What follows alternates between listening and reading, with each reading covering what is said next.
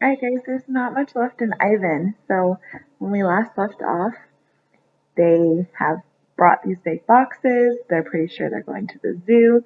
So now it's all about what's their transition going to be like from this mall to this big, huge zoo. So let's find out. Respect. Ivan, Ruth says, do you think the other elephants will like me? I think they'll love you, Ruby. You'll be part of the family. Do you think the other gorillas will like you? Ruby asks.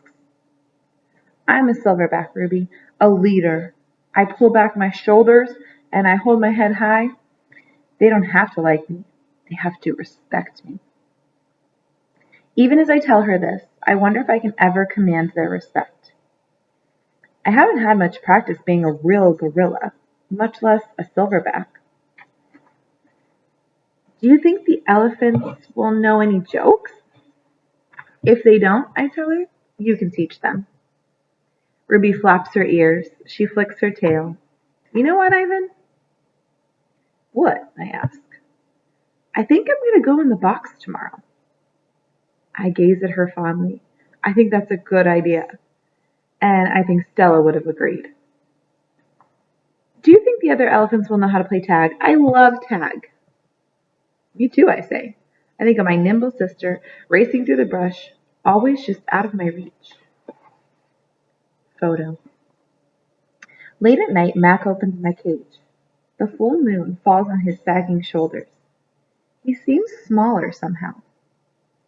Bob, instantly alert, leaps off my stomach and dives under Knot Tag. Don't bother hiding, dog, Max says. I know you sleep in there. Max settles on my tire swing. Might as well stay one more night. Your buddy's leaving tomorrow. Tomorrow? My stomach drops. I'm not ready. I need more time. I haven't said my goodbyes. I haven't thought this through.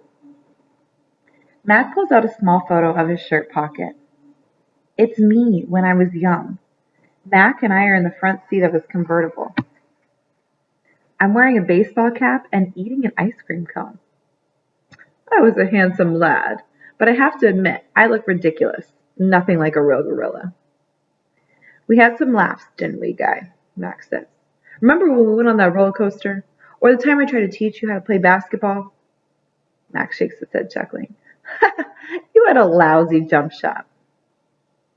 He stands, sighs, looks around, and he puts the photo back in his pocket. I'm going to miss you, Ivan, he says. And then he leaves, and he doesn't look back. Leaving. Early in the morning, Maya arrives with many other humans. Some have white coats, some have rustling papers. They are hushed, busy, and determined. Ruby enters her box first. I'm scared, Ivan, she calls from inside the box. I don't want to leave you. Part of me doesn't want her to leave either, but I know I can't tell her that.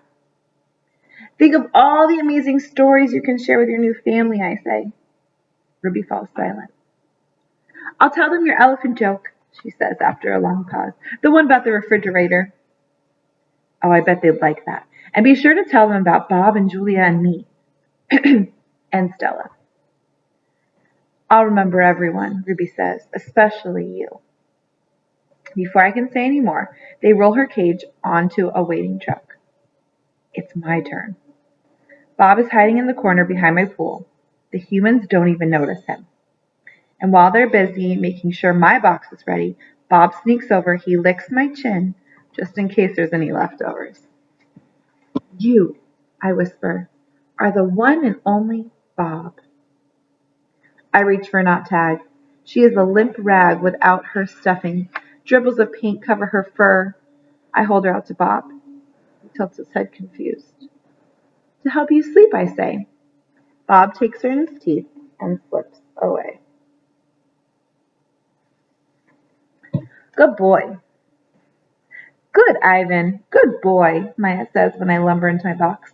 I hear that clicker, and I'm rewarded with a tiny marshmallow.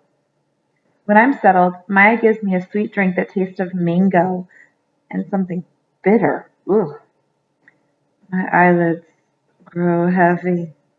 I want to see what happens next, but I'm so sleepy. So sleepy.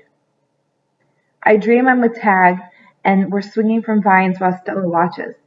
The sun slices through the thick ceiling of trees and the breeze tastes like fruit. Moving.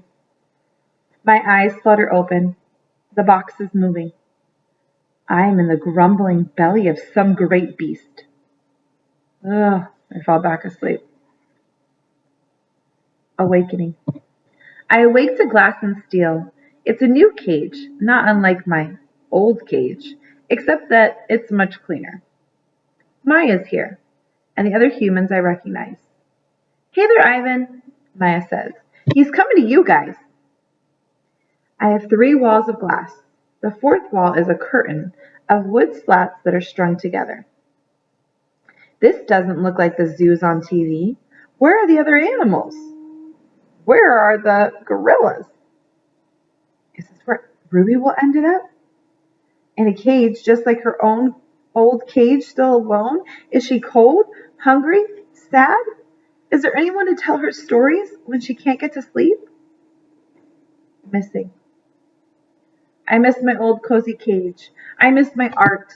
But most of all, I miss Bob. My belly's cold without him. Food. The food is fine here. No soda, though, or cotton candy. Not famous.